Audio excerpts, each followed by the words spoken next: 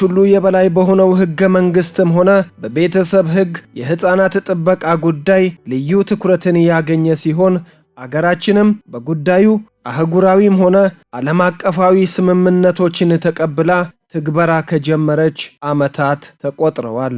አንድ ልጅ ህፃን ነው ወይንስ አይደለም ብለን ለመወሰን እንደ መስፈርት ወይንም ደግሞ በህግ የተቀመጠው እድሜ ነው።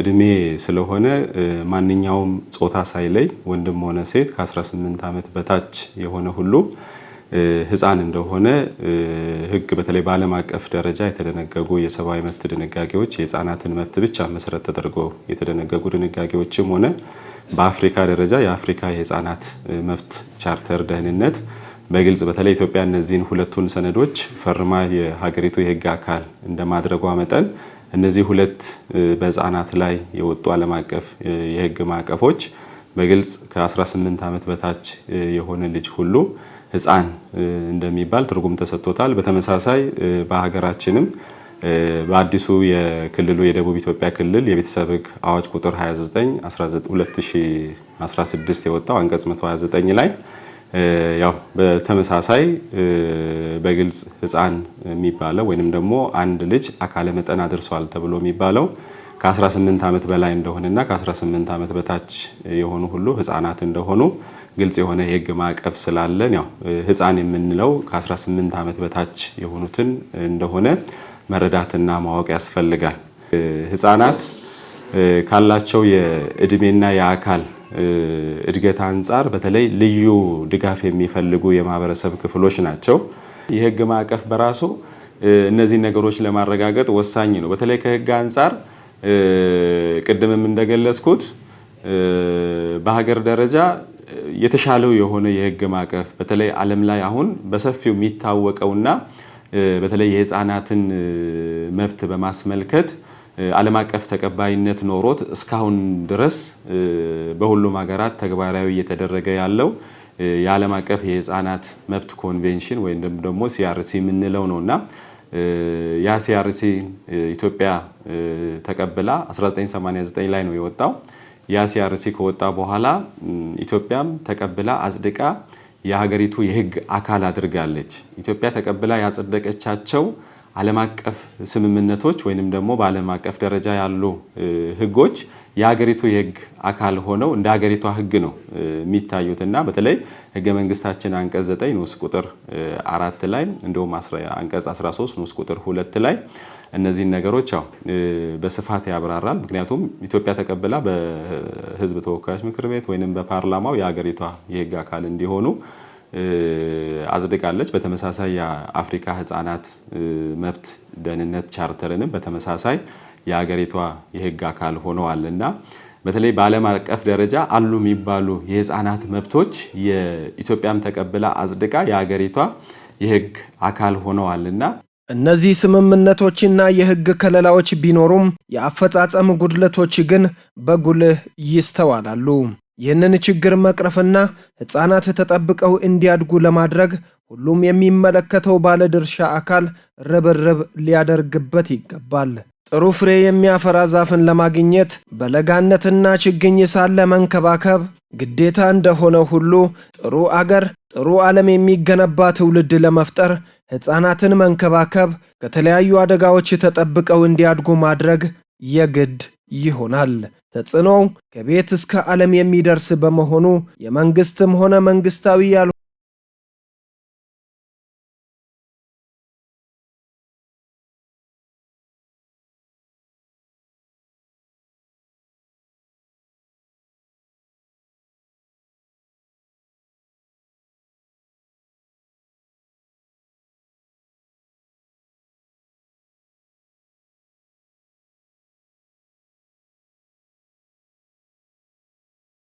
ችግሮች ምክንያት የወላጆቻቸውን ድጋፍና እንክብካቤ ሊያጡ ከጫፍ የደረሱ ተጋላጭ ህፃናት ላይ ትኩረት አድርጎ የሚሰራ ለትርፍ ያልተቋቋመ መንግስታዊ ያልሆነ ድርጅት ነው።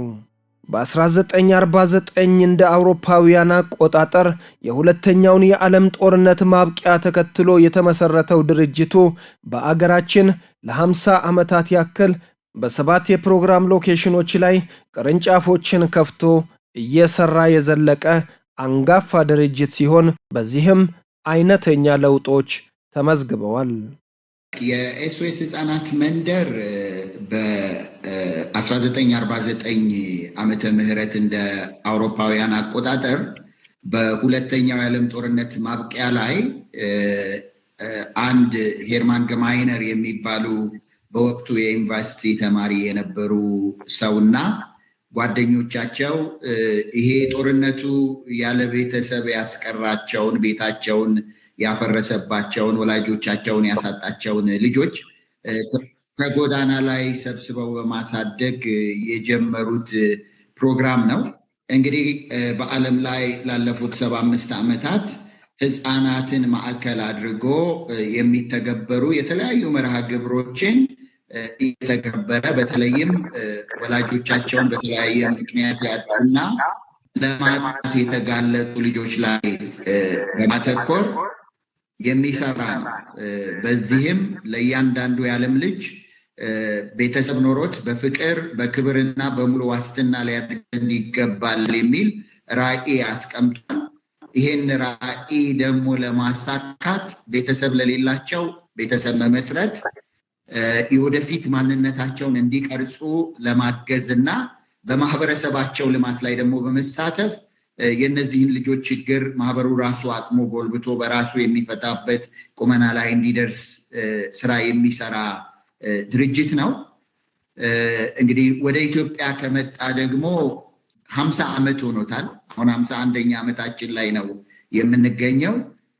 በኢትዮጵያ አቆጣጠር በ1966 የነበረውን ድርቅ በተለይም በሰሜኑ የሀገራችን ክፍል የነበረውን ድርቅ ምክንያት አድርጎ ብዙ ቤተሰብ ችግር ላይ ስለነበረ እና ልጆች ወላጆቻቸውን አጥተው ስለነበር ለዛ በተጠየቀው መሰረት ቀድመው ግብረ መልስ ከሰጡ ዓለም አቀፍ ድርጅቶች መካከል አንዱ ነው እና እንግዲህ ከዛን ጊዜ ጀምሮ በተለያዩ የሀገሪቱ ክፍሎች ላይ በአሁኑ ሰዓት በ7 የተለያዩ ክልል ጽሕፈት ቤቶች ስር ሆኖ ከ9 በላይ የኢትዮጵያን ክልሎች እና 2 ከተማ አስተዳደሮች እያዳረሱ ያሉ ከ44 በላይ ፕሮጀክቶችን ይተገብራል። ህፃናትን መንከባከብና ከአደጋ እንዲጠበቁ ማድረግ የማህበረሰቡ የግዴታ ተግባር ሲሆን ይህ አለመሆኑ በአጠቃላይ ህብረተሰቡ ላይ ተጽዕኖ ያሳድራል። ህፃናት የነገው ማህበረሰብ መስተዋት ናቸው። ህፃናት ነገ ያለው ማህበረሰብ ምን ይመስላል የሚለውን ማየት የምንችለው ዛሬ ላይ ባሉ ህፃናት ነው። እነዚህ ህፃናት በአግባቡ መብታቸው ተከብሮ ከጥቃትም አንጻር ጥቃት እንዳይደርስባቸው ማህበረሰቡ የሚከላከል ካልሆነ ነገ ላይ ሊኖሩ የሚችለው ወይንም ደግሞ ነገ ላይ የሚመጣው ነገር እጅግ ለማህበረሰቡ አስጊና እንደ ለሀገርም አሳሳቢ ሊሆን ይችላል። ምክንያቱም አንድ ህፃን ልጅ ላይ ጥቃት በሚደርስበት ሰዓት ላይ በዛ ህፃን ልጅ ላይ የሚያድር አካላዊም ሆነ ስነልቦናዊ ተጽዕኖ አለ። በእንደዚህ አይነት ሁኔታ የሚመጡ ነገሮች በተለይ ማህበረሰቡ ብለን ስንል ህፃናት የማህበረሰቡ አንድ አካል በቁጥር ረገድም ሲታይ በተለይ ከኢትዮጵያ ህዝብ በ2024 በተደረገው ጥናት ከ130 ሚሊዮን አካባቢ ህዝብ ነው። ከዚህ ውስጥ 58 ሚሊዮን የሚሆነው ህፃን ነው በኢትዮጵያ ደረጃ ያለው ማለት ነው። በተመሳሳይ በዓለም አቀፍ ደረጃም ጥናቶች የሚያሳዩት ከ8.2 ቢሊዮን የዓለም ህዝብ ውስጥ 2.3 ቢሊዮን የሚሆነው ህፃን መሆኑን የሚያሳይ ነውና በቁጥር ረገድ በርካታውን የማህበረሰብ ክፍል የሚሸፍኑት እነዚህ ህፃናት ናቸው። ለእነዚህ ህፃናት መጠበቅ የሚገባቸው መብትን በአግባቡ ማስጠበቅ ካልተቻለ ነገ ላይ እንደ አካባቢም እንደ ሀገርም አስቸጋሪ ነገሮች ሊገጥሙ የሚችሉበት ሁኔታ እድሉ ሰፊ ነው የሚሆነውና በተለይ ህፃናት ነገ ላይ የተሻለ ማህበረሰብ ወይንም ደግሞ የተሻለ ትውልድ መፍጠር ከተፈለገ ዋናው መሰራት ያለበት ህፃናት ላይ ነውና መብታቸው የተጣሰ ጥቃት የደረሰባቸው ህፃናት በሚሆኑበት ሰዓት ላይ እንደ ማህበረሰብ አሳሳቢና አስጊ ነገር ነው ነገ ላይ ሊኖር የሚችለው። በአገራችን ኢትዮጵያም ሆነ በዓለም ላይ ህፃናትን ከመጠበቅ አንጻር እየተሰሩ ያሉና የተሰሩ በርካታ ተግባራት ቢኖሩም አሁንም ሊሰራባቸው የሚገቡ ጉዳዮች ግን አሉ። ለውጥ የመጣባቸው አንዳንድ ጉዳዮች ቢኖሩም አሳሳቢነታቸው ከዕለት ወደ ዕለት እየጨመሩ የመጡ መኖራቸው እሙን ነው። እኒህን ለመቅረፍ ማህበረሰቡም መንግስትም መንግስታዊ ያልሆኑ ድርጅቶችም የህግ ማዕቀፎች የህፃናትን ደህንነት ለማስጠበቅ እንዴት ሊረዱ እንደሚችሉ በመገንዘብ ወደ ተግባር ሊገቡ ይገባል። አንደኛ ከስፔሻሊ ህፃናት አካባቢ ስናይ ኖርማሊ ቤተሰብ አካባቢ በኃላፊነት ልጆችን ከማሳደግ ጋር ተያይዞ ያሉ ጉዳዮች አሉና ቤተሰብ አካባቢ ላይ በጣም ስራ መሰራት መቻል ያለበት ጉዳይ አለ። ትኩረት ማነሶች አሉ። ስፔሻሊ ተገቢውን ነገሮች ማኔጅ አድርጎ ከመሄድ ጋር ተያይዞ የተወሰኑ ጉድለቶች አሉና የህብረተሰቡ ግንዛቤ በጣም ትልቁን ስፍራ ይይዛል። የህብረተሰቡ ግንዛቤ በጣም ትልቁን ስፍራ ይይዛልና እሱ ላይ ነው እኛም በጣም ፎከስ አድርገን እየሰራን ያለነውና በቂ ነገር ተሰርቷል ብሎ ለማለት ይቸግራል። አሁንም እንደ ሴቶችና ህፃናትም እንደ ሰራተኛና ማህበራዊ ጉዳይ ተመጋጋቢ አንድ ተቋም ናቸው። ምንድነው የሚገጥመን እታች ጎጥ ጋር ህብረተሰቡ ጋር ምንድነው የሚገጥመው ህፃናት ተደፍሮም ተጋላጭ ሆነው ሲመጡ ጥቆማዎች ይጎላሉ። ህብረተሰቡ ጋር ምንድነው ከእናት ጀምሮ ከቤተሰብ ጀምሮ አሳልፎ ላለመስጠት ሰው እኔን ምን ይለኛል ልጄንስ እንዴ ነገ ምን ይላል ብሎ መደብቆ ማስቀረት ሁኔታዎች አሉ። እንደሱ ነገሮችን ደግሞ የጋራ ህዝቡ ላይ ነገ እቺ ልጅ ተደፍራ የሆነ በሽታዎችን ልትጠቃ ትችላለች። ስነ ልቦናዋን ልትጎዳ ትችላለች። ከስነ ልቦና ባለፈ ደግሞ የደፋሪው ሆነ ጉዳት ያደረሰው ሰው የሆነ ነገሯን ሊጎዳ ይችላል። እዛኔ ቶሎ ወደ ሕክምና ለማድረስም ጥቆማዎች ያስፈልጋሉ። ጥቆማዎች ላይ ትንሽ ክፍተት አለ። አንዳንድ የሚመጡ ጥቆማዎች ላይ ክፍተት አለ። ግን ጥቆማዎች አሁን ላይ ከድሮ አሁን ላይ እየተሻሻለ የመጣው ጥቆማዎች ይመጣሉ። ወዲያውኑ ደግሞ ከፖሊስ ጋር ጥሩ ቅንጅቶች አሉ። ከፖሊስ ጋር ከፍትህ ጽሕፈት ቤት ጋርም ጥሩ ቅንጅቶች አሉ። የፍርድ አሰጣጡ ራሱ ድሮ ይዘገይ ነበር። አንዳንድ ነገሮች ላይ ይግባኝ ተብሎ ውሳኔ ሲገባቸው ውሳኔዎች ላይ የሚላላ ነገሮች ነበሩ። አሁን ላይ ግን እየተፈታ ውሳኔዎችንም እያገኘ የሚሄድበት ሁኔታዎች አሉ። ከጥቆማዎች ጋር ከዚህ በፊት የተለመደው ምንድነው ሴት ልጅ ተደፍራ ሽምግልና የሚመጡ ህብረተሰብ ክፍሎች አሉ። ሽምግልና የሚመጡ አባቶች አሉ። እሱን ሁሉ ግንዛቤ ተፈጥሮ ሽምግልና ሴት ልጅ ተደፍራ ህፃን ልጅ ተደፍራ ሽምግልና እንደማይመጣ እሱን ጭምር ተቀናጅተን ጥቆማዎችን ስናገኝ ደግሞ ከጥቆማዎች በፊት እታች ለተቋሙም ሆነ ለሰራተኛና ማህበራዊ ጉዳይም ሲሲ ኮሚቴዎች እታችም አሉ። ለሰራተኛ ሴቶችና ህፃናትም የራሱ ሶሻል ወርከር የራሱ ባለሙያ ያለ ህብረተሰቡን ደግሞ አዌር ስለተደረገ ጥቃት ሲደርስ ሁሌ በቴሌቪዥንም ሆነ በቴሌቪዥን መስኮትም ያያል። ከሚዲያም ስለሚያነብ ፍርዶችን በየሰፈሩ ያሉ ነገሮችን ስለሚሰማ ሰው ጥቆማውን ለመስጠት ፈቃደኛ ነው። ፖሊስም በዛ ልክ ደግሞ ለኛ ምንድነው ተደራሽ ያደርጋል። ከዚህ በፊት ይንከባለላሉ ጉዳዮች ይንከባለላሉ። ግን አሁን ላይ ሁሌ በወር በሁለት ወር በሶስት ወር ውሳኔ ያገኘን አሁን ሰሞኑ ሚዲያ ላይ እንደምታዩ እንደ ወንጀሉ ስፋትና ጥልቀት መጠን ውሳኔ እየተሰጠ እየመጣ ያለበት ሁኔታ አለ። ህፃናትን ለመጠበቅ የወጡ በርካታ ህጎች ቢኖሩም አተገባበራቸው እንደ አካባቢው ተጨባጭ ሁኔታ የተለያየ ነው። የህግ ባለሙያዎችም ስለ እያንዳንዳቸው የሚሰጡት ማብራሪያ አስተማሪ ሲሆን በጣም ውጤታማ ናቸው ብለው የሚያስቧቸው ህጎችንም ለይተው ያብራራሉ።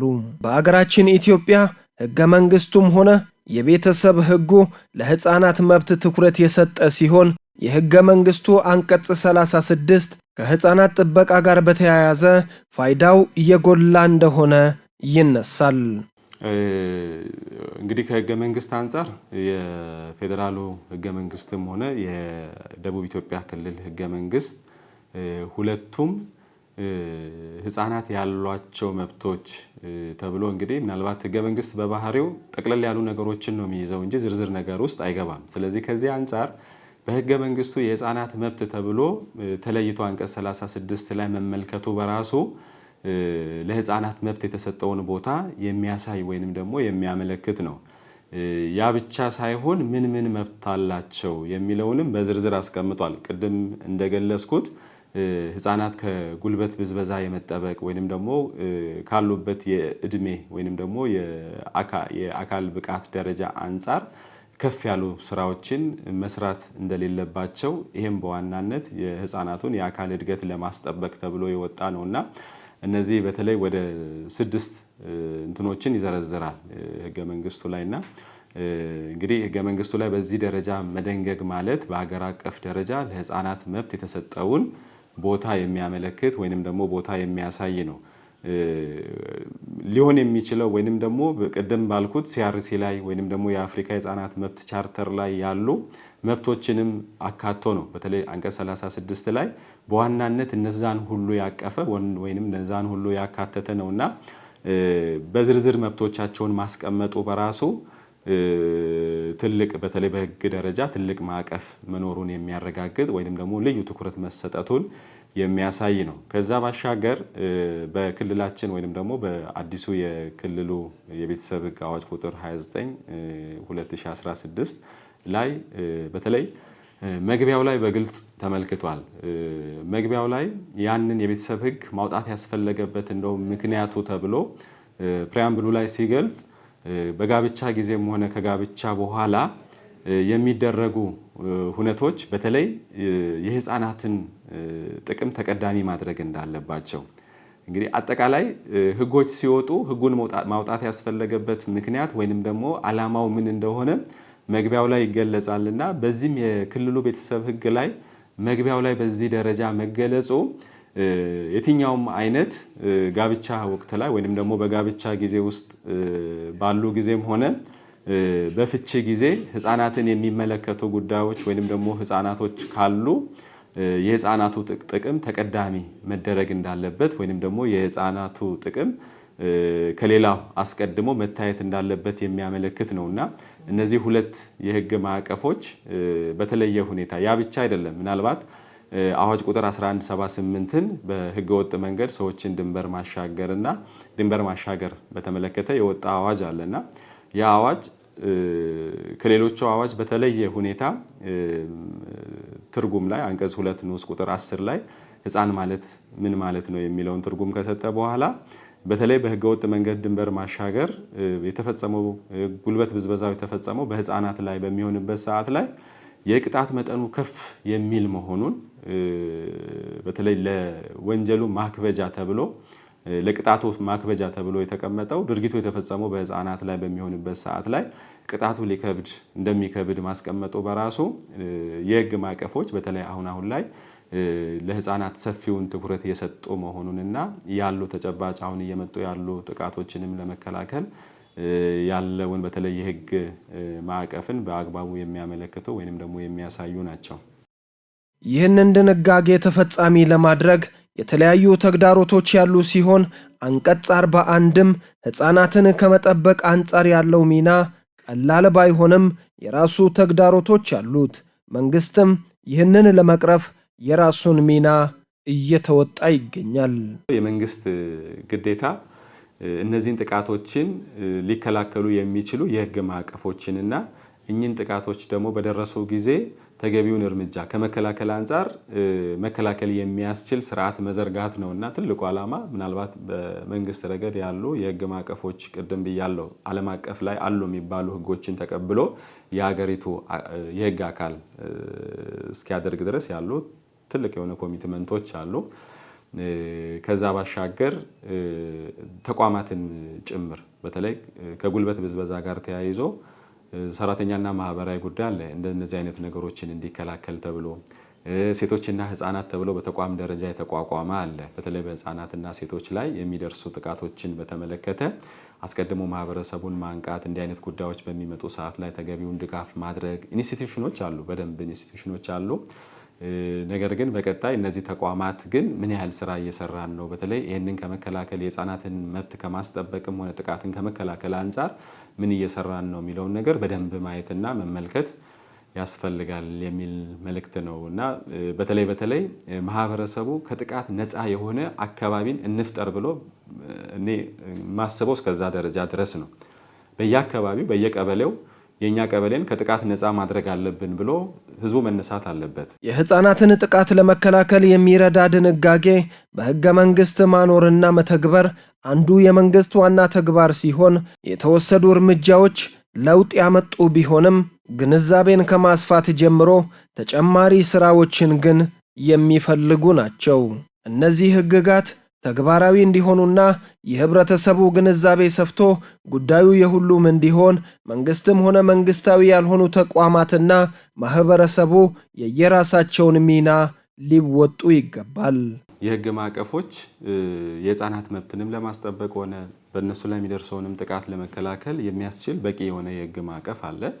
ነገር ግን ትልቁ ችግር ምንድነው? ከአተገባበር ወይንም ደግሞ እሱን መሬት ከማውረድ ጋር ተያይዞ ያሉ ችግሮች አሉ። ምናልባት አንዳንዴ ህፃናት ምንድነው መብታቸው የሚለው የህፃናትን መብት በአግባቡ ካለ መረዳት የሚነሳ ነው። በተለይ ህፃናት በቤተሰብ ውስጥ ከወላጆቻቸው የሚጠበቅባቸው ወይንም ደግሞ ወላጆች ለህፃን ልጆቻቸው ማድረግ የሚገባቸው ነገር ምንድነው የሚለውን ነገር በአግባቡ በተለይ ከቤት ውስጥ ነው የሚጀምረው የህፃናትን መብት ማክበር ከቤት ከማህበረሰቡ አጠቃላይ ደግሞ ህፃናቱን ሊውሉ የሚችሉባቸው ቦታዎች በዚህ ላይ በተለይ ህገ መንግስታችን አንቀጽ 36 ንዑስ ቁጥር 2 ላይ በህገ መንግስቱ የተመለከቱ የህፃናትን መብት የማክበርም የማስከበርም ግዴታ እንዳለባቸው ወይንም ደግሞ የትኛውም የመንግስት ተቋም የትኛውም ማህበረሰብ ያንን የማድረግ ወይንም የማስጠበቅ ግዴታ ያለበት መሆኑን ህገ መንግስቱ በግልጽ ያስቀምጣል። ህፃናት አካባቢ ከህፃናት አስተዳደግም አያያዝም ጋር ተያይዞ ከአቅማቸው በላይ የሆኑ ስራዎችን የሚሰሩባቸው አይነት ሁኔታዎች የህፃናት የጉልበት ብዛዎች አሉ። አልፎ አልፎ የሚታዩ ጎጂ ልማዳዊ ድርጊቶችም አሉ። እንደ ከተማ የሚታዩ ጎጂ ልማዳዊ ድርጊቶች አሉ። አስገድዶ መድፈሮች አሉ። የህፃናት ጥቃት አለ። ወሲባዊም ስነ ልቦናዊም ጥቃቶች አሉና አስገድዶ መድፈሮች አሉ። ያለ እድሜ ጋብቻ ሙከራዎች አሉና እነዚህ አይነት ጥቃቶች በጣም በሰፊው ይስተዋላሉ። እዛ ጋር ከሚመለከታቸው አካላት ጋር ስፔሻሊ ዋናው የኛ የተቋም ስራ የሚሆነው በመጀመሪያ ደረጃ እኚህ ጉዳዮች እንዳይፈጠሩ የመከላከሉ ስራ ላይ ነው በስፋት የምንሰራ ያለ ነው። ግን ደግሞ እንዲህ አይነት ጉዳዮች ከተከሰቱ በኋላ ከፍትህ ተቋማት ጋር በጋራ ኬዙን ከመነሻው ጀምሮ የጋራ ከምርመራ ሂደት እስከ ፍጻሜ ውሳኔ እስከሚያገኝባቸው ሂደቶች ድረስ በጋራ የመከላከሉን በጋራ የማስወሰኑን ስራ ከፍትህ ተቋማት ጋር ሆነን እየሰራን ነው የምንገኘውና በዚህ በህፃናት ጉዳይ ላይ ሁላችንም ባለ ድርሻ ሳንሆን ባለቤት ነው ልንሆን የሚገባው። ማህበረሰቡ ጋር ያሉ ጋፖች አሉ፣ እኛ አካባቢም ያለ ጋፖች አሉ። እነዚህ ነገሮችን ግን የህፃናት ጉዳይ የኔ ጉዳይ ነው የኔ ልጅ ነው ብለን መያዝ አለብን። ማህበረሰቡ ብዙውን ጊዜ ለትምህርት ቤቶች ህፃናትን ከላከ በኋላ የትዋል የተምሮ ይምጣ ሳይማር ይሄድ የሚያውቀው ነገር የለም። ብዙውን ጊዜ መምህራንም ደግሞ ህፃኑ በምን አይነት ሁኔታ ወደ ትምህርት ቤት ይምጣ ምን ተቸግሮ መጥቶ ይሁን ለህፃናት የሚያስፈልጉ ጉዳዮች አሉና እነዚህ ተሟልቶ ስለመምጣታቸው ክሊር የሆነ መረጃ ሳይዝ የሚሄድበት ሁኔታ አለና ቀጣይ ላይ ከመምህራንም የሚጠበቁ ከወላጅም የሚጠበቁ ከኛ ከርዕሰ መምህራንም የሚጠበቁ ተግባራት አሉና ከርዕሰ መምህራን የሚጠበቀው አንደኛ እነዚህን ልጆችን መለየት ያስፈልጋል። ለጥቃት ተጋላጭ የሆኑ ልጆችን መለየት ያስፈልጋል። ለነሱ ፍቅር መስጠት ያስፈልጋል። ለመምህራን ግንዛቤ መፍጠር ያስፈልጋል። እንደኛ ትምህርት ቤት ታርጌት የተደረጉ ተማሪዎች አሉ። እነዚህን ልጆች ታርጌት የተደረጉትን በልዩ ሁኔታ ታግዞ የነገ አገር ተረካቢ እንዲሆኑ ማድረግ ያስፈልጋል። የህፃናት ጥቃት ለመከላከል ሁሉም ባለድርሻ አካል በጋራ ተረባርቦ መስራት ይጠበቅበታል። በአንድ ተቋም ብቻ የሚጣል ተግባር አይደለም። ሁላችንም የጋራ የኔ ነው የኔ ህፃን ነው በሚል የኔነት ስሜት ተሰምቶ ሁሉም አካል ወርዶ በአካባቢው የሚከሰቱ የህፃናት ጥቃቶች አሉ።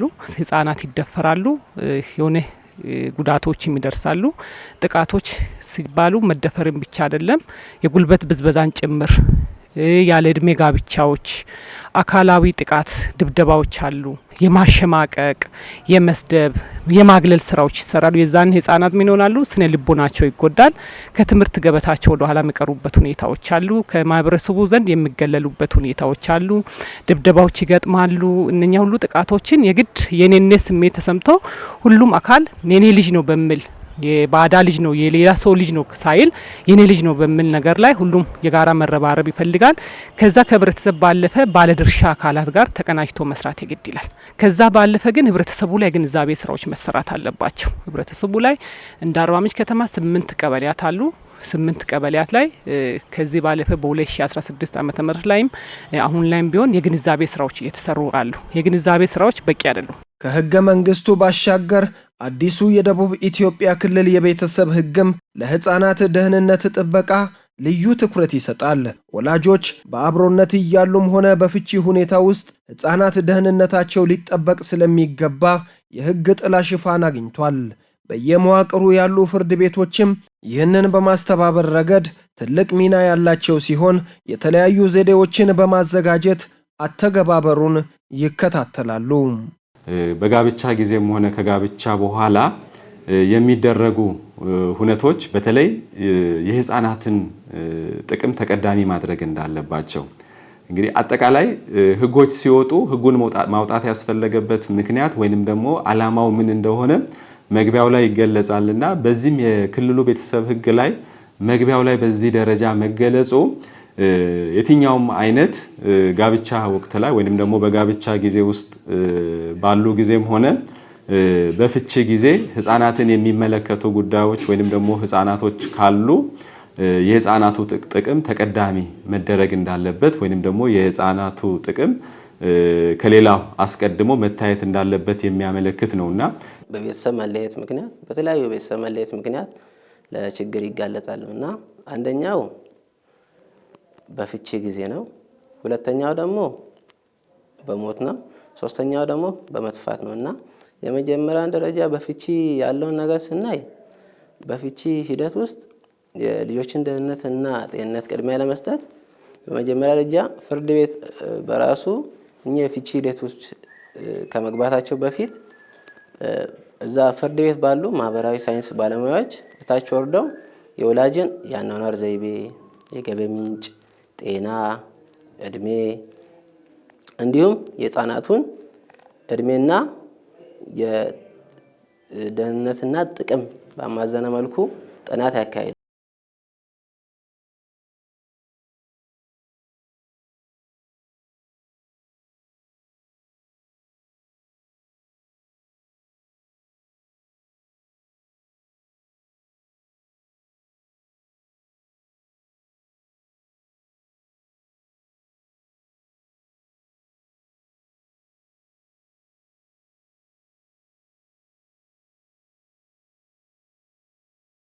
አዲሱ የደቡብ ኢትዮጵያ ክልል የቤተሰብ ህግም ሆነ በህገ መንግስቱ የሰፈረው ሐሳብ ውጤት የተመዘገበበት ሲሆን አሁንም ግን የበለጠ ትኩረት የሚሹ ጉዳዮች እንዳሉ ባለሙያዎች ይናገራሉ።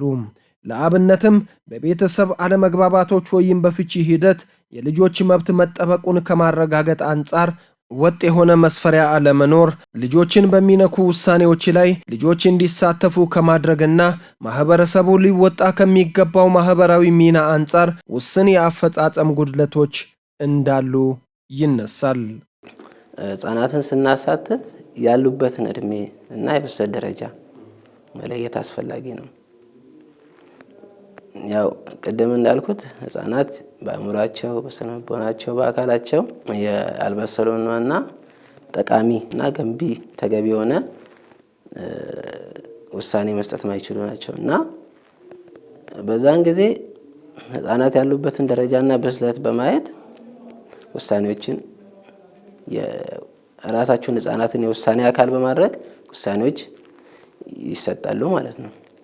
አገራችን ኢትዮጵያ የህፃናት ጥበቃን በተመለከተ የተለያዩ ዓለም አቀፍና አህጉር አቀፍ ስምምነቶችን ፈርማለች።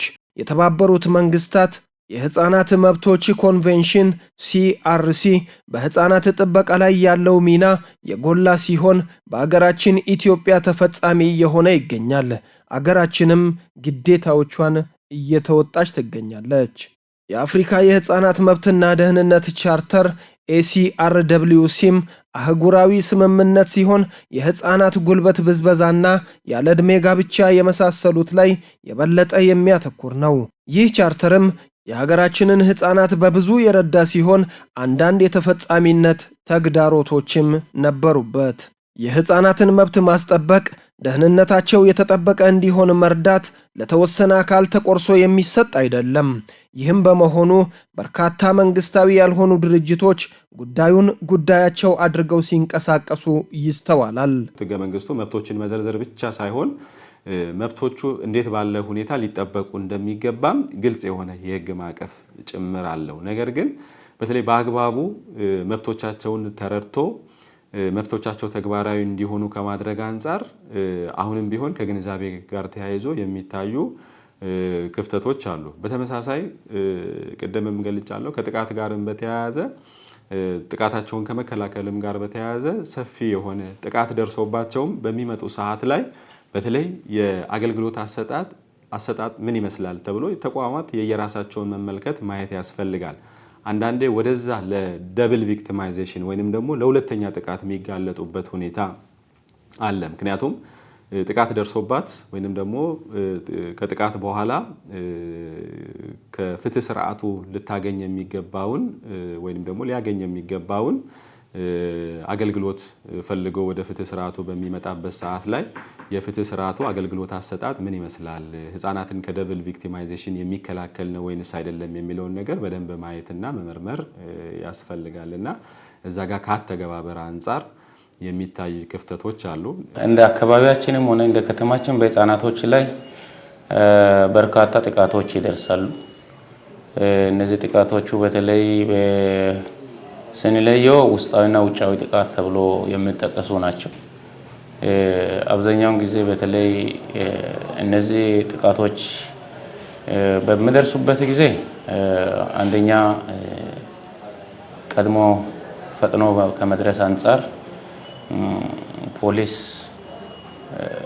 የራሱ የሆነ በሴቶችና በህፃናት ዙሪያ ላይ ተሰይሞ ሰልጥኖ የሚሰራ መርማሪ አለ። ጉዳዩ እንደ ሌሎች ኬዞች ጊዜ ሳይሰጥ በፍጥነት ችግሩ ተፈጠረ እንደ አይነት ጥቆማና አቤቱታ አለ ተብሎ ከማህበረሰቡ በሚደርሱ ጥቆማና አቤቱታ መሰረት ደርሶ ቅድሚያ ሰጥተው የመስራት ሁኔታዎች አሉ። ይህም ብቻ አይደለም፣ ከማህበረሰቡ ጋር ታች ወርዶ ማስተማር አለ። ቤትና ከቤት ውጭ የሚሆኑ ጥቃቶች ህገወጥ ህፃናት ዝውውር ሊሆን ይችላል፣ የህፃናት ጉልበት ብዝበዛ ሊሆን ይችላል። አጠቃላይ ለህፃናት ጥበቃና እንክብካቤ ከተቀመጠላቸው መብቶች ውጭ በሆነ መንገድ ህፃናትን ጉልበት እና ህፃናትን ደህንነትና ጤንነታቸው ላይ አደጋ ሊያደርሱ የሚችሉትን በተለይ አንደኛ በህፃናት ጉልበት ብዝበዛ ላይ፣ ህፃናት ዝውውር ላይ እንደገና ህፃናትን ላይ ደህንነታቸው ላይ ከተገቢ ያልሆነ አካላዊ ቅጣት ከመስጠት አንጻር በየትምህርት ቤቶች ህብረተሰብ በሰፊው ሁኔታ በሚሰበሰብበት ስፍራ በቤተ ክርስቲያናት እንዲሁም እነዚህ ስፖርት ማዘውተሪያ ስፍራዎችና በተለያዩ ለህዝቡ ገንዘብ ሊሰጥ አስፈላጊ ነው ተብሎ በሚጠቀሱ ስፍራዎች ላይ በመገኘት ስለ ህፃናትና ስለ ሴቶችን ጥቃት ፖሊስ የአመቱ እቅድ አካል አድርጎ ይሰራል። በህፃናት ጥበቃ ላይ ውጤታማ ስራን እየሰሩ ካሉ ግብረሰናይ ድርጅቶች መካከል SOS አንዱ ነው። ይህ ከ50 ዓመት በላይ በአገራችን በህፃናት ደህንነት ጥበቃ ላይ ሲሰራ የቆየው ለትርፍ ያልተቋቋመ ድርጅት አስፈላጊ እርምጃዎችን በመለየት ወደ ትግበራ የገባ ሲሆን በትግበራ ሂደቱ ያጋጠሙ ተግዳሮቶችም ነበሩት። ተግዳሮቶቹን ለመቅረፍ ከመንግስት ጋር እንዴት መደጋገፍ እንደሚቻልም በጥናት የተደገፈ የባለሙያ ምክረ ሐሳብም አስቀምጦ ነው ወደ ስራ የገባው። ጥናትን መሰረት በማድረጋችንም የእድሮችን አቅም አጥንተናል። ከነሱ ጋር ስትራቴጂክ ፕላን ድረስ ዴቨሎፕ አድርገንላቸዋል። የተለያዩ ፖዚሽን ስቴትመንቶችን በእያንዳንዱ በሚመለከተው ጉዳይ ላይ አስቀምጠው የአመራር ብቃታቸው፣ የፋይናንስ አስተዳደር ብቃታቸው፣ የሰው ኃይል አደረጃጀት ብቃታቸው፣ የቢሮ አደረጃጀት ብቃታቸው ተሟልቶ እኛ ስንወጣ የእኛን ሚና ተክተው የማህበረሰቡን ችግር በዘላቂነት እዛው በመኖር የሚፈቱበት ኤንጂኦ ላይ ተደግፎ የመዝለቅ ነገር ወይም ይሄ በቃ ሁልጊዜ እርዳታ የመጠበቅ ነገር እንዳይኖር የሚያደርግን መርሃ ግብር ነው ለመተግበር እየሰራን ያለ ነው። ለዚህም ማረጋገጫው እንግዲህ ባለቤትነት ነው። ባለቤትነት ከተሳትፎ ይጀምራል። ስለዚህም ከፕሮጀክቱ ቀረጻ ጀምሮ ተሳትፈው ባለቤት ሆነው ሀሳባቸው ተካቶበት እነርሱ ዋናዎቹ ከፊት የሆኑ ምንድነው ይሄ የሾፌሩ መቀመጫ ላይ ተቀምጠው ቬሂክሉን የሚያንቀሳቅሱ እንዲሆኑ የሚያስችሉ ስራዎች ስለተሰሩ በዚህ መልኩ ፕሮጀክቱ በውጤት እየገሰገሰ ያለበት ሁኔታ ነው ያለው እና የአገሩን ሰርዶ በአገሩ በሬ እንዲሉ መንግስትም ግብረሰናይ ድርጅቶችም የህፃናት መብት ተሟጋቾችም እያበረከቱት ያለው ለውጥ ፍሬ ሊያፈራ የሚችለውና ተጨባጭ ለውጥ ሊያስመዘግብ የሚችለው የችግሩም የጥቅሙም ባለቤት የሆነው ማህበረሰቡ ሲገነዘብና ለለውጥ ሲነሳ ነው። ከዚህ አንጻር ችግሮቹ ሲፈጠሩና ከመፈጠራቸው በፊት የመቆጣጠርና የመከላከል ሕጋዊ ኃላፊነት የተሰጣቸው የሕግ አስከባሪዎች ሚና ጉልህ ነው። ከተመዘገበው በላይ የተሻለ ውጤት እንዲመዘገብ ምን ማድረግ ይገባል? የሕግ አስከባሪውና የማህበረሰቡ ግንኙነት ምን መልክ ሊኖረው ይገባል? መጠቆም፣ መቆጣጠርና መከላከል ዳግም እንዳይደገም ከመስራት አንጻርስ ምን ይጠበቃል ለሚለው ከሕግ አስከባሪዎች የሚሰነዘር ምላሽ አለ። ከቤት ሲጀምሩ ምንድነው የልጆችን ውሎ የልጆችን ግል ባህሪ ከቤት ውስጥና ከቤት ውጪ በደንብ መከታተል መቻል ያለባቸው ነው። ከዛ ውጪ ግን ሌላው መንግስት አካልም ሆነ ሌላው ማህበረሰብ የአንድ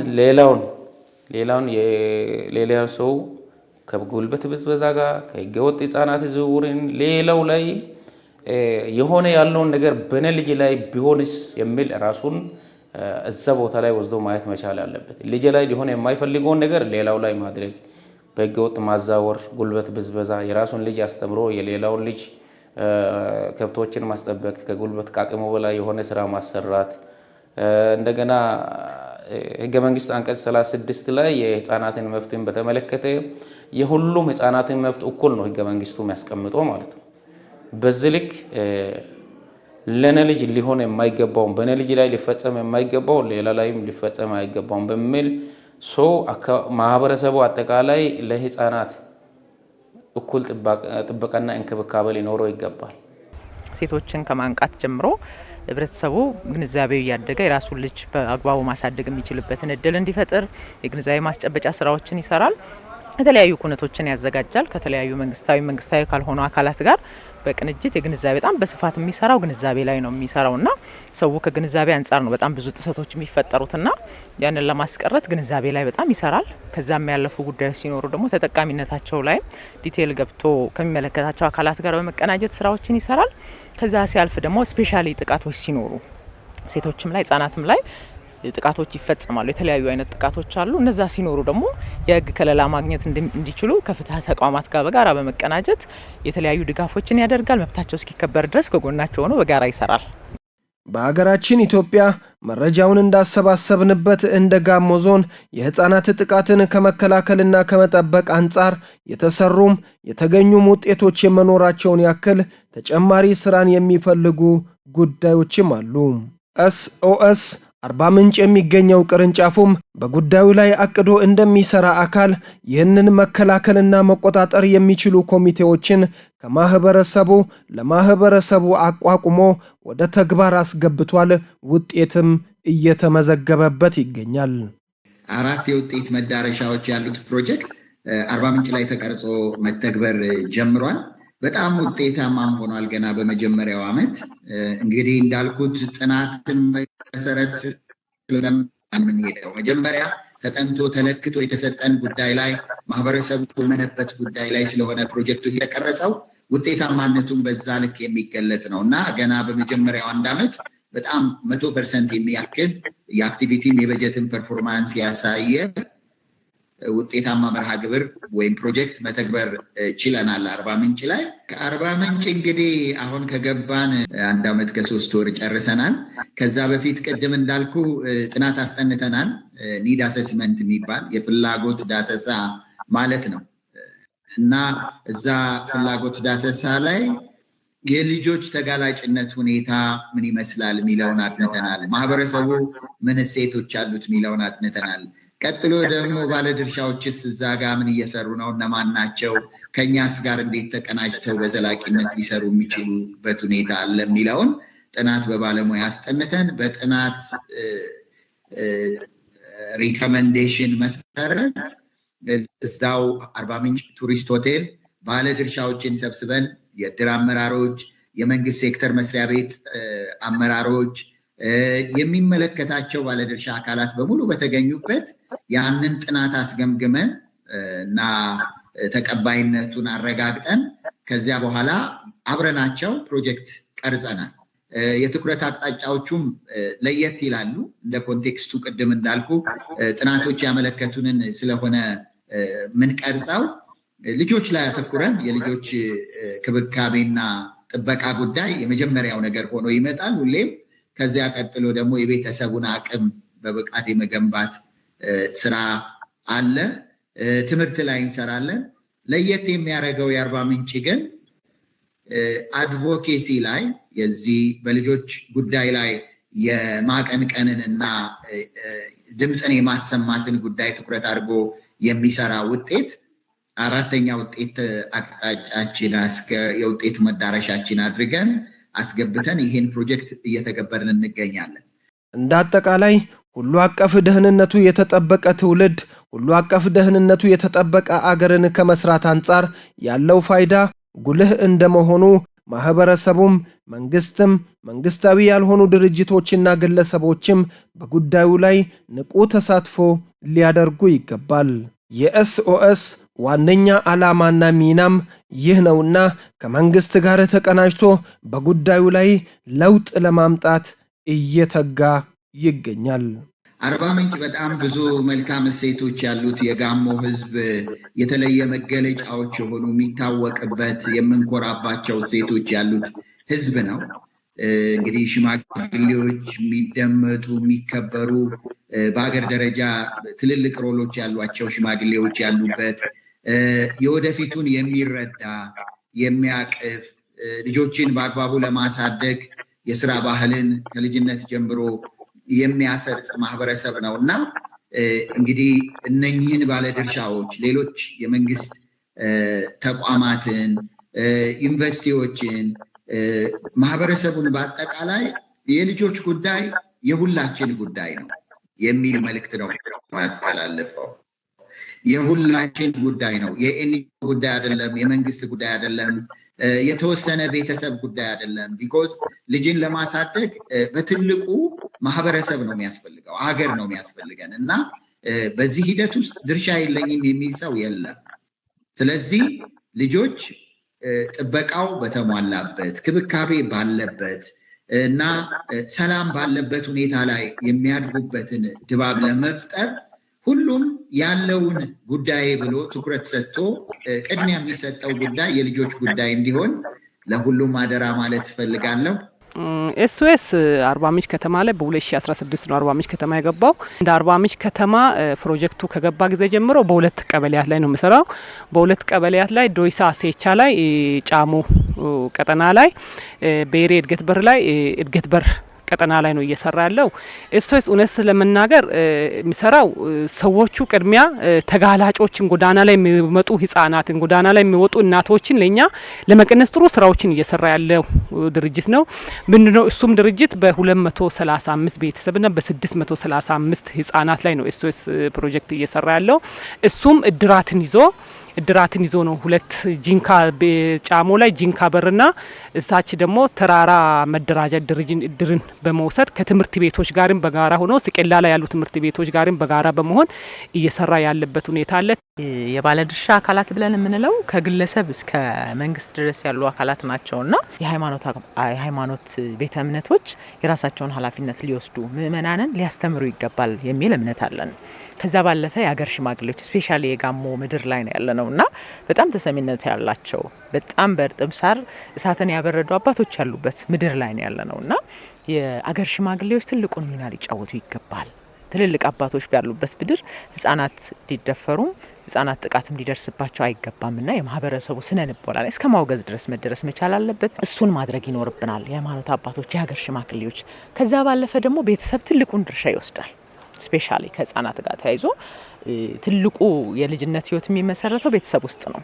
ስለዚህ በጤናማ ቤተሰብ ውስጥ ያደገ ልጅ ጤናማ አስተሳሰብ ይዞ ነው የሚያድገው። ለሀገርም ለወገንም የሚበጁ ልጆችን ለመፍጠር ቤተሰብ ለወለዳቸው ልጆች አንደኛ ሀደራ ናቸው። ልጆች ከእግዚአብሔርም የተሰጡ ሀደራዎች ናቸውና የተሰጠውን ሀደራ በአግባቡ ባለው ኢኮኖሚ ልክ በአግባቡ ተገቢውን ፍቅር ሰጥቶ ማሳደግ መቻል አለበት። መንግስታዊ ያልሆነው ይህ ድርጅት ከተቋቋመለት ዓላማ አንጻር ከማህበረሰቡ ገንዘብን በማሰባሰብ የአማራጭ ቤተሰብ እንክብካቤ እንዲጠናከር ማድረግ አንዱ ነውና ተጠናክሮ ቢቀጥል ይህ ልምድም ቢሰፋ የተሻሉ ውጤቶች ሊመዘገቡ ይችላሉ። ሪፖርት አደራረጋችን ይህ ጥቃት በሚፈጸምበት ሰዓት ላይ አንደኛ የሪፖርት አደራረጋችን በሁለት አይነት ሲስተም ነው። አንደኛ እዛው በማህበረሰብ ውስጥ በውይይት የሚፈቱ ችግሮች ካሉ እዛው እናቀስቀራለን። ሁለተኛ ደግሞ ከአቅም በላይ በሚሆንበት ሰዓት ላይ ሪፈር ይደረጋል። ሪፈር በማድረግ ነው።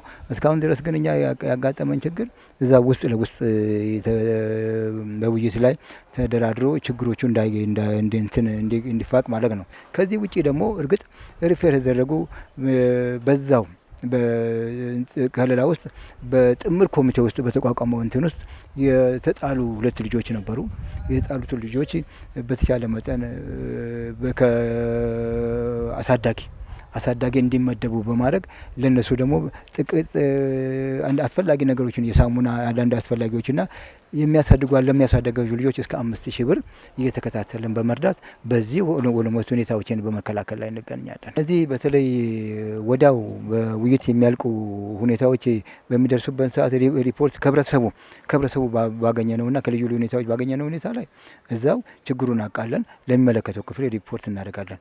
እንደገና ደግሞ በዘወትር በቀበሌዎች በምኖች ቁጥጥር በማድረግ ክትትሉን ያ ነገር ተደርጓል አልተደረገም በማለት በቅርብ እንከታተላለን።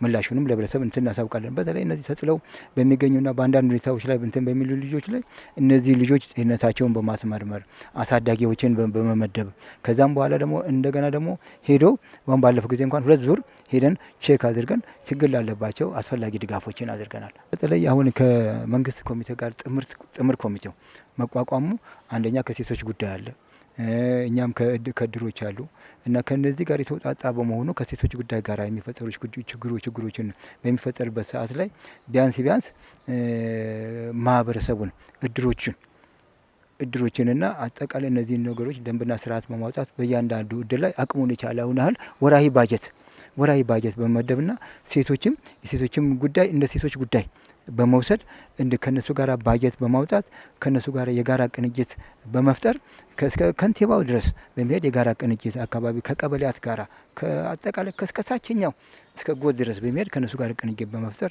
ሁኔታዎችን በጋራ የመስራት ሁኔታዎች ናቸው ያሉን። ኦኬ፣ ማህበረሰቡ ላይ አሁን እየተሰራ ያለው የመጀመሪያው ስራ የግንዛቤ ስራ ነው። ህብረተሰቡ ወይንም ማህበረሰባችን ከዚህ በፊት ላይ በህፃናት ጉዳይ ላይ ይህን ያህል የኔ ጉዳይ ነው ብሎ የሚያውቀው ጉዳይ የለም። ነገር ግን አሁን በተጀመረውና ከኤስኦኤስ ጋር በጀመርነው የህፃናት እንክብካቤና ጥበቃ መሰረት በየወሩ በተቻለ መጠን ህብረተሰቡን እያሰባሰብን በዚህ ጉዳይ ላይ ግንዛቤ እየሰጠን እንገኛለን። በመጀመሪያ ደረጃ ከግንዛቤ በፊት ልጆችን የመልመል ስራ ሰርተናል። ቢያንስ ይሄ አሁን የኛ እድር ወደ 50 የሚሆኑ ህፃናትና 40 ቤተሰቦችን አቅፏል። በእነዚህ ላይ እየሰራ ከዛ ውጭ ግን ህብረተሰቡን በየጊዜው በየወሩና በሚያገኘው አጋጣሚ የአዌርነስ ስራ በዚህ የህፃናት እንክብካቤና ህፃናትን ከመንከባከብና ከመጠበቅ አንጻር ህፃናቱ አሁን ምን ደረጃ ላይ ናቸው በአሁኑ ሰዓት ያሉት እንደ ከተማ። ስለዚህ ከህብረተሰቡ ምን ይጠበቃል፣ ከኛ ምን ይጠበቃል የሚለውን የግንዛቤ ማስጨበጥ ስራ በስፋት እየተሰራ የሚገኝበት ሁኔታ ላይ ነን ያለ ነው። ቅንጅቱ በቅንጅት ነው። ለምሳሌ ያህል ይሄ ድርጅት ሲመጣ እኛም ብቻ አይደለም ያቀፈው፣ ሁለቱን እድራት ብቻ ሳይሆን ሰራተኛና ማህበራዊ ጉዳይ አለ፣ በበላይነት የሚመራው የከተማው ሴቶችና ህፃናት አለ፣ ቀበሌዎች፣ ቀጠናዎች አሉ። እነዚህ ሁሉ ተቀናይቶ ነው የሚሰራው። አሁንም ስራውን በምንሰራበት ጊዜ በቀበሌው ብቻ ወይንም እድሩ ብቻውን ይህን ስራ ግቡን የመጨረሻ ግብ ይመታል ተብሎ ስለማይጠበቅ ከነዚህ ከባለድርሻ አካላት ጋራ በመቀናጀት ስራዎችን እስካሁን ድረስ እየሰራን ነው ያለ ነው። አሁንም ወደፊትም ያው እቅዱ በራሱ ሲወጣ ከነዚህ ሰዎች ጋር ነው በጋራ የወጣው። ጥምረቱ ሲያወጣ ከነዚህ ሰዎች ጋር በጋራ አውጥተን በጋራ እየተንቀሳቀስን ስራዎችን እየሰራን ነው ያለ ነው። በዚህ ሰዓት ህፃናት የዛሬ አበባዎች የነገ ፍሬዎች የሚለው የቆየ ብሂል የሚያስተምረን የአበባዎች መዓዛቸው ፍኩህና ደማቅ የሆነው ማራኪነታቸው የሚያሳሱና እንክብካቤ ካላደረግን በቀላሉ የሚጎዱ መሆናቸውን ብቻ ሳይሆን ከነመዓዛቸው ድምቀትና ማራኪነታቸው እንዲዘልቁ ከአትክልተኞቹ ባሻገር ከማህበረሰቡ ብዙ እንደሚጠበቅ ነው። የዛሬ ልጆችን የመጠበቅና የመንከባከብ ተግባር በዛሬ ላይ የሚያበቃ ሳይሆን የነገዋን ኢትዮጵያ እየሳሉ መቆየት መሆኑን በመረዳት የሚመለከተው ባለድርሻ አካል ሁሉ በህፃናት ጥበቃ ጉዳይ ላይ ሳይሰለች አሻራውን ሊያኖር ይገባል። አበቃን።